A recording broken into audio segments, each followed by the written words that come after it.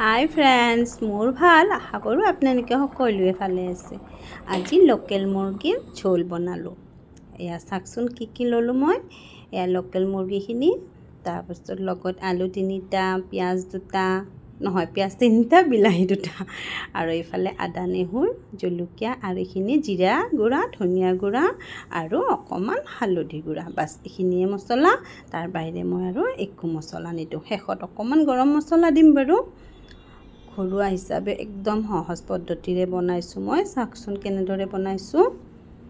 কেৰাহীটো গৰম হ'ল, তাত মই তেল ঢালি দিলোঁ। বহুত বেছি তেলো নিদিওঁ। ঘৰুৱা হিচাপে আমি যিহেতু ঘৰত খাম, কোনো আলহী নাই, তাকে তেল গৰম হ'ল, তাতে অকণমান গৰম মছলা, শুকান জ্বালা এটা, তেজপাত দিলোঁ। তাৰপিছত পিঁয়াজখিনি দি ভাজিব ধৰিলোঁ। এইফালে আদা নহৰুখিনি পেষ্ট কৰি ল'লোঁ। আদা নহৰুখিনি পেষ্ট কৰোঁতে জলকীয়াকেইটা কিন্তু মই দিয়া নাই, বাবু খাব যে এটাই মাত্ৰ দিছোঁ। ইফালে আকৌ পিঁয়াজখিনি ভাজি হোৱাত মাংসখিনি দি ধুনীয়াকৈ অকণমান মাংসখিনি এনেই ভাজি লৈছোঁ প্ৰথমতে পিঁয়াজৰ লগতে। ইফালে পেষ্টখিনিও কৰি ল'লোঁ আদা নহৰুৰ। মাংসখিনিত আকৌ অকণমান নিমখ দি লৰাই পেলাই আলুখিনি দি ল'লোঁ। দি পেলাই আকৌ এতিয়া ঢাকন দি থ'ম। লোকেল মাংস এনেও বহু সময় ভাজিব লাগিব। অলপ মিডিয়াম গেছত, বহুত ফুল কৰিও দিয়া নাই, লাগি যায় যে, মিডিয়াম গেছত মই ধুনীয়াকৈ লৰাই আছোঁ। ঢাকন দি দি ভাজি আছোঁ মই। এইফালে বিলাহীখিনি আছিল যে, বিলাহীখিনিৰ লগত এটা পিঁয়াজ দি মিক্সিত মাৰি লওঁ সেইখিনি। অকণমান ইয়াতে হালধি দিছোঁ, দেখিবলৈ যে বগা হৈ আছে সেইকাৰণে। হালধিটো মই তাতে মছলাখিনিৰ লগত মাৰি লৈছোঁ মানে গুলি লৈছোঁ। ইয়াতে অকণমান দিলোঁ আৰু আদা নহৰুৰ পেষ্টটো দি, আদা নহৰুৰ এটা কেঁচা গোন্ধ থাকে যে, সেইটো যাওক বুলি আগতে দিলোঁ অলপ। দি পেলাই আকৌ ভাজিব লাগিব। ভাজাটো সময় ল'ব দিয়কচোন, লোকেল মাংস যিহেতু। আকৌ ধুনীয়াকৈ লৰাই ঢাকনখন আকৌ দি থৈ দিলোঁ। এইফালে গৰম পানীও হ'ব দিছোঁ। মাংসত মই সদায় গৰম পানীয়ে ব্যৱহাৰ কৰোঁ। এইফালে বাৰে বাৰে ঢাকনখন গুচাই লাৰিও আছোঁ। এইবাৰ মছলাৰ পেষ্টটো যে বনাই থৈ দিছিলোঁ সেইখিনি দি দিলোঁ। এতিয়াহে অকণমান মাংসৰ ধুনীয়া কালাৰ আহিব। তেতিয়াৰ পৰা তাৰমানে একো দিয়া নাই যে বগা বগা নিচিনা দেখাত হৈ আছিল। নিজে কেমেৰাটো ধৰি থাকিলে অলপ অসুবিধা হয়। আকৌ ঢাকন দিলোঁ।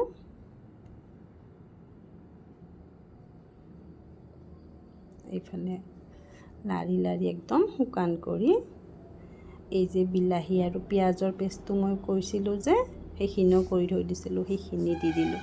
দি পেলাই আকৌ ভাজিব লাগিব। এতিয়া বিলাহীৰ পানী আৰু পিঁয়াজৰ পানী অলপ ওলাব, সেইখিনি পানীও শুকান হোৱালৈকে সেইখিনিও মই ভাজি ল'ম। নিমখ অলপ কম হ'ব যেন অনুভৱ হ'ল, হৈ পেলাই আকৌ অকণমান নিমখ দি দিলোঁ। যিহেতু আজি লোকেল মুৰ্গী জোল বনাম, জোল বনালে আৰু নিমখৰ আন্দাজটো পিছতে পোৱা যায়, সেইকাৰণে মই আকৌ অকণমান নিমখ দিলোঁ। এয়া হৈ গৈছে, এতিয়া মাংস ফুটিব ধৰিছে, মানে পানী দিব হ'ল।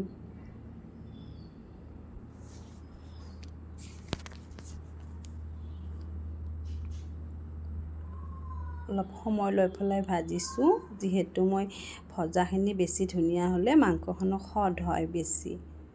ইয়াতো বেলেগ মছলাও ব্যৱহাৰ কৰা নাই। বহুতখিনি সময় ভাজিলোঁ মাংসখন। এয়া ভাজি হোৱাত মই এই যে গৰম পানীখিনি কৰি থৈ দিছিলোঁ, সেইখিনি ধুনীয়াকৈ ঢালি দি আকৌ ধুনীয়াকৈ লৰাই পেলাই আৰু ঢকানখন দি থৈ দিম। মিডিয়াম গেছত মই উতলিবলৈ দিম। কেঁচা জলকীয়া 3টাৰ ভিতৰত এটাহে মই আদা নহৰুৰ লগত পিচি দিছিলোঁ, 2টা এতিয়া মই দিম, সিজি থাকিব।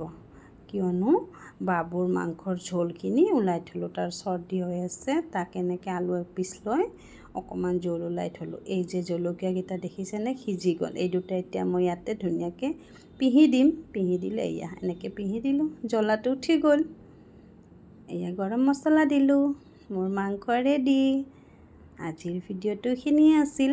ভাল লাগিলে লাইক কমেণ্ট শ্বেয়াৰ কৰিব, আৰু আপোনালোকে কেনেকৈ বনায় ক'বচোন। কোনে ক'ৰ পৰা চাই আছে সেয়াও ক'ব। Bye bye.